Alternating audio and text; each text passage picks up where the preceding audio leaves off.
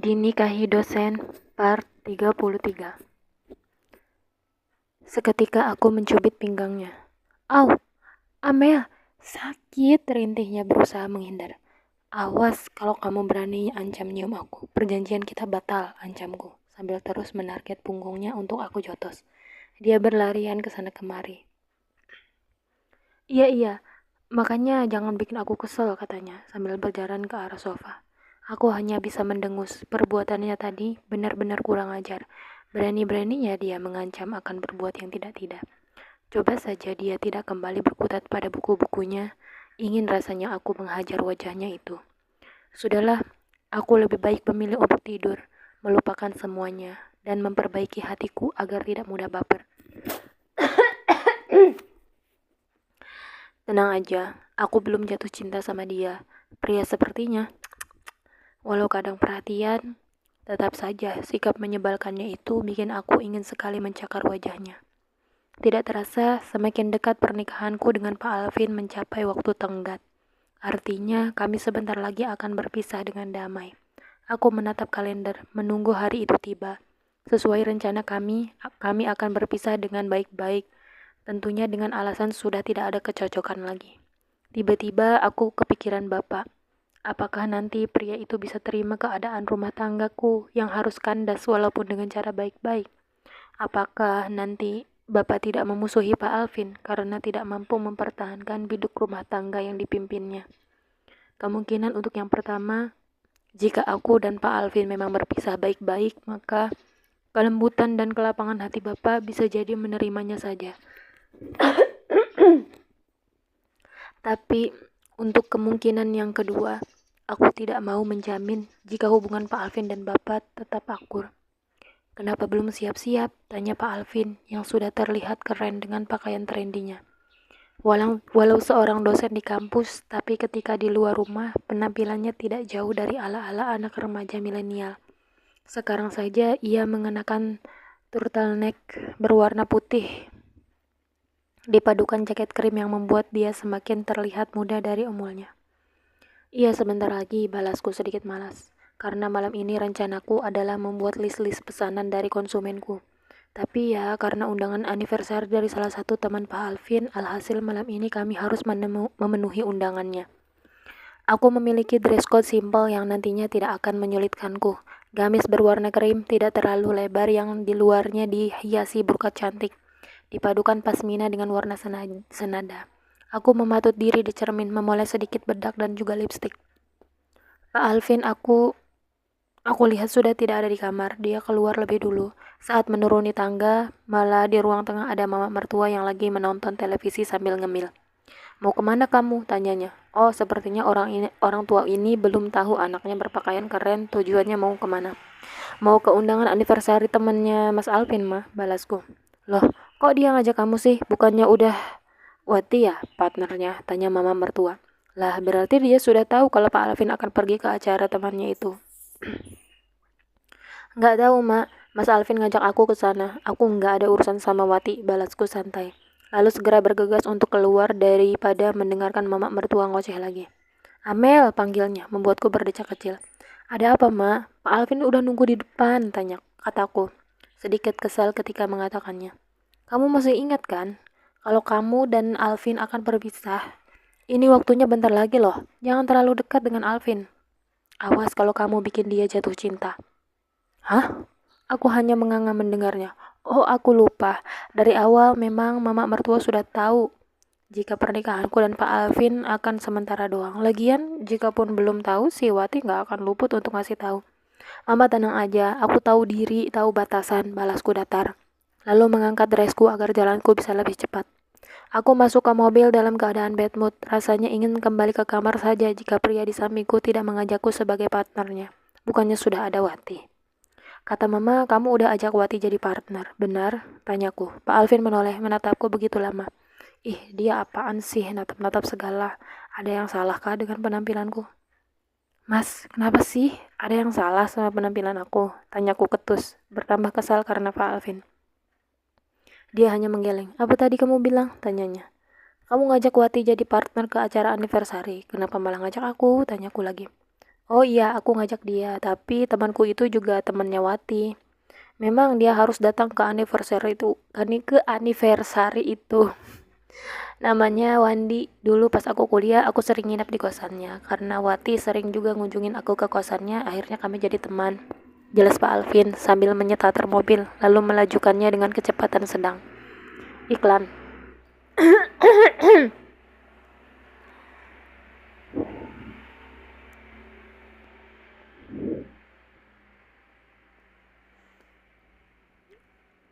Oh, aku tidak ingin lagi membuka pembicaraan. Jika sudah berkaitan dengan Wati, pasti saja ada sesuatu hal yang istimewa yang menjadi penyebab kedekatan dia dengan Pak Alvin saat ini. Ya, memang karena mereka sudah lama saling mengenal dan sering bertemu.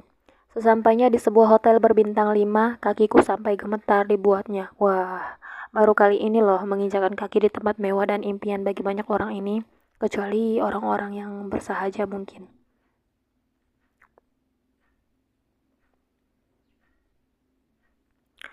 Hihi, kagum aja sama mereka yang memilih untuk tetap sederhana dan tidak mengagungkan tempat semewah ini. Ada loh orang seperti itu, pasti ada. Mobil Pak Alvin berhenti di parkiran bawah tanah. Aku langsung keluar dan kaget tiba-tiba dia sudah berada di depan, berdiri tegak. Nunggu apa lagi? Tanyaku bingung. Ini katanya, sambil menunjukkan tangannya. Maksudnya apa coba? Apa sih? Kataku, kesal. Gandeng tangan saya. Ini itu acara untuk orang-orang pengagum keromantisan. Makanya rata-rata yang diundang teman-teman yang udah menikah, walau ada juga yang masih jomblo yang diundang. Aku menggait tangannya dengan asal. Tidak ada tuh rasa-rasa bergetar atau apapun. Ya, karena aku memang tidak mencintainya. Aku sudah meyakinkan hatiku. Tidak akan pernah memasukkan namanya ke dalam hatiku. Acara anniversary itu berlangsung di ballroom hotel.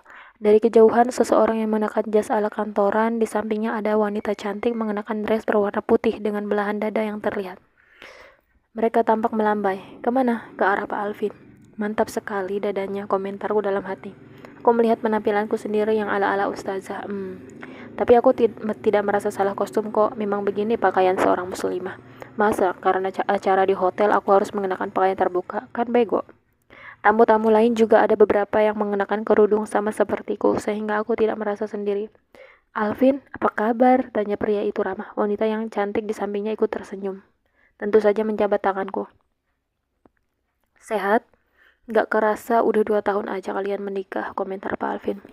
Ya puji syukurlah, aku dan istriku bisa sampai sekarang, makanya doain biar langgeng sampai mati. Ucap pria itu yang ku ketahui dari Pak Alvin bernama Wandi.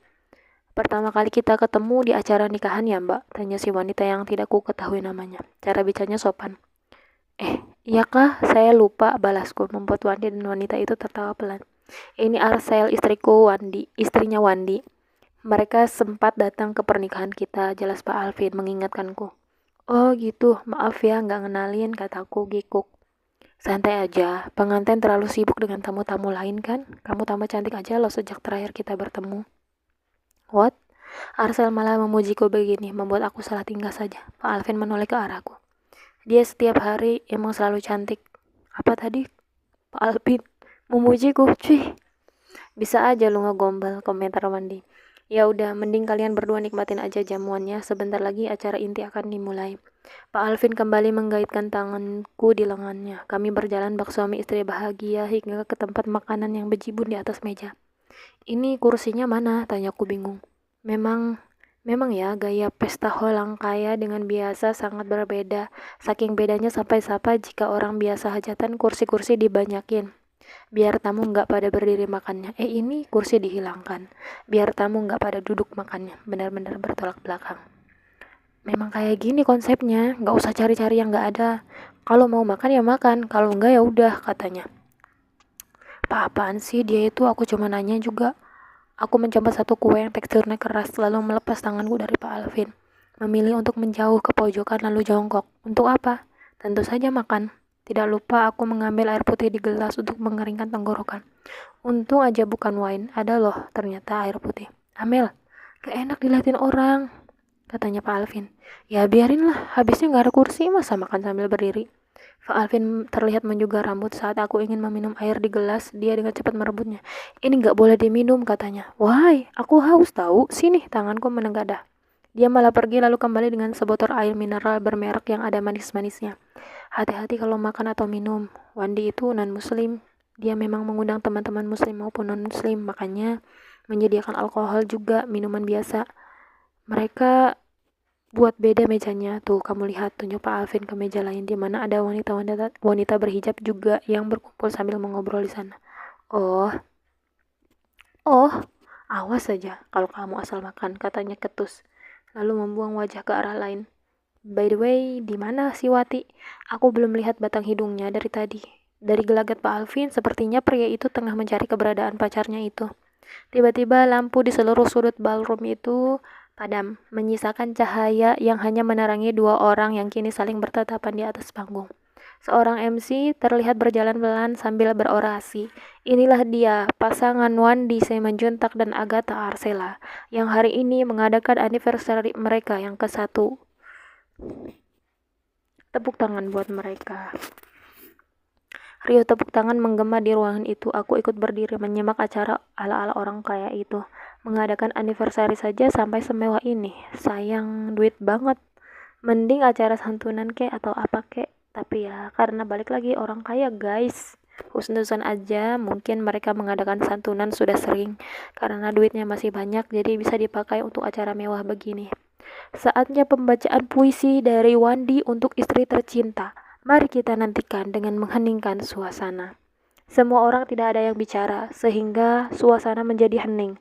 Musik ala-ala klasik romantis mulai dibunyikan. Aku hanya melongo saja, mengamati. Wandi mulai menggenggam tangan Arsel ala-ala drama Korea, membacakan puisi cinta yang indah bait-baitnya. Wah, kau adalah kompas bagi hatiku, penunjuk kepada cinta yang tak semu, tapi cinta dibalut keabadian, hingga waktu dan usia yang akan memisahkan. Itulah bait-bait terakhir puisi Wandi yang masuk kepalaku, sisanya entah, menguar begitu saja. Baiklah, sekarang saatnya pasangan ini mengekspresikan cinta mereka di depan kita semua. Dunia milik kalian berdua. What? Aku hampir saja tertawa mendengar perkataan MC itu. Tapi ya, lagi-lagi katanya kan gak boleh berisik, jadi aku hanya menutup mulut saja. Dapat kulihat Wandi perlahan menarik wajah sang istri dan beberapa detik kemudian kalian tahu apa yang mereka lakukan? Ya, begitulah di depan umum bikin aku malu sendiri sambil menutup mata.